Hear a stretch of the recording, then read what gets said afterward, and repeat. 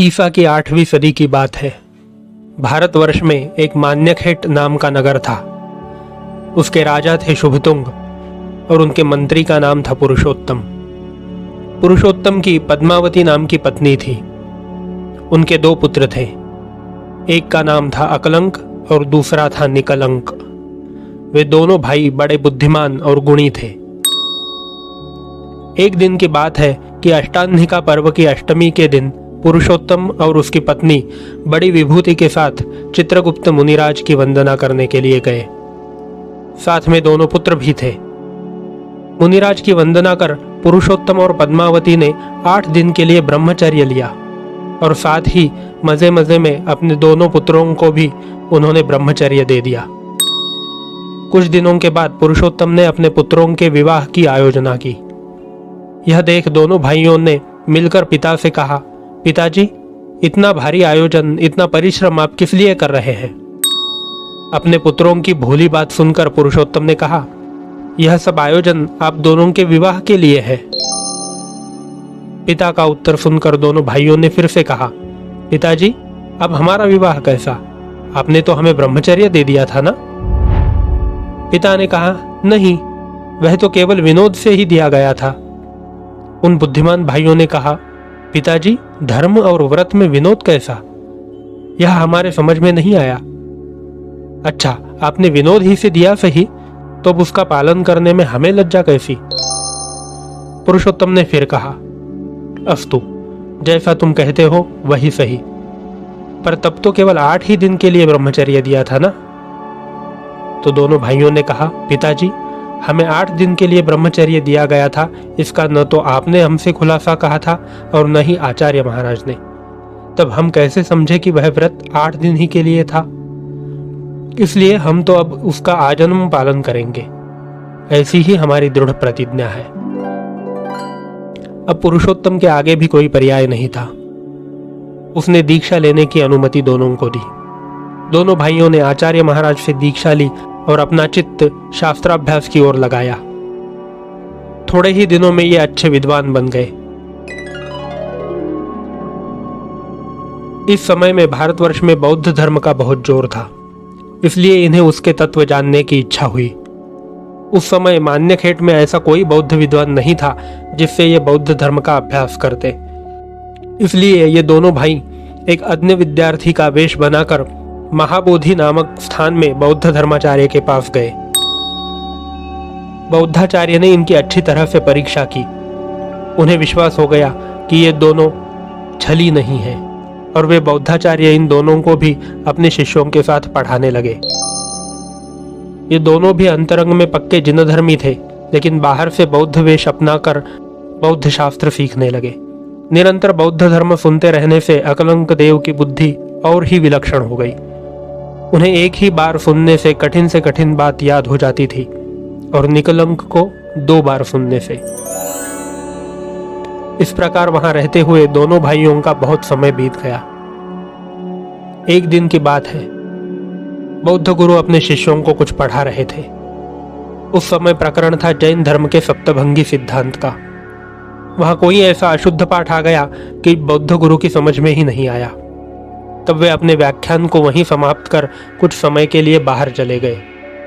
अकलंक बुद्धिमान थे, वे बौद्ध गुरु के भाव को समझ गए, इसलिए उन्होंने बड़ी बुद्धिमानी के साथ उस पाठ को शुद्ध कर दिया और उसकी खबर किसी को न होने दी। इतने में पीछे से बौद्ध गुरु आ गए। उन्होंने अपना व्याख्यान आरंभ किया। जो पाठ अशुद्ध था वह अब देखते ही उनकी समझ में आ गया। यह देख उन्हें संदेह हुआ कि अवश्य ही यहाँ पर कोई जिनधर्मी उपस्थित है। इसका पता लगाने के लिए बौद्ध गुरु ने सब विद्यार्थियों को शपथ, प्रतिज्ञा आदि देकर पूछा, पर जैन धर्मी का पता उन्हें नहीं चला। इसके बाद उन्होंने जिन प्रतिमा मंगवाकर उसे लांग कर जाने के लिए सबको कहा। सब विद्यार्थी तो लांग गए। अब अकलंक की बारी थी। उन्होंने अपने कपड़े में से एक सूक्ष्म धागा निकालकर उसे प्रतिमा पर डाल दिया और उसे परिग्रही समझकर वे झट से लांग गए। यह कार्य इतनी जल्दी किया गया कि किसी की समझ में भी नहीं आया। बौद्ध गुरु इस युक्ति में भी जब कृतकार्य नहीं हुए, तब उन्होंने एक और नई युक्ति की। उन्होंने बहुत से कांसों के बर्तन इकट्ठा करवाए और उन्हें एक बड़ी भारी बोरी में भरकर वह बहुत गुप्त रीति से विद्यार्थियों के सोने की जगह के पास रखवा दी और विद्यार्थियों की देखरेख के लिए अपना एक गुप्तचर रखवा दिया। आधी रात का समय था। सब विद्यार्थी निडर होकर निद्रा देवी की गोद में सुख का अनुभव कर रहे थे। किसी को कुछ मालूम ही नहीं था कि हमारे लिए क्या क्या षड्यंत्र रचे जा रहे हैं। एकाएक बड़ा विकराल शब्द हुआ, मानो आसमान से बिजली टूट कर पड़ी। सब विद्यार्थी उस भयंकर आवाज से कांप उठे। वे अपना जीवन बहुत थोड़े समय के लिए ही बचा है ऐसा समझकर अपने उपास्य परमात्मा का स्मरण करने लगे।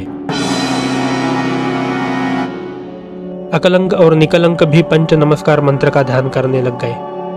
पास ही बौद्ध गुरु का जासूस खड़ा हुआ था। वह उन्हें बुद्ध भगवान का स्मरण करने की जगह जिन भगवान का स्मरण करते देखकर बौद्ध गुरु के पास ले गया और गुरु से उसने प्रार्थना की, प्रभु आज्ञा कीजिए कि इन दोनों धूर्तों का क्या किया जाए।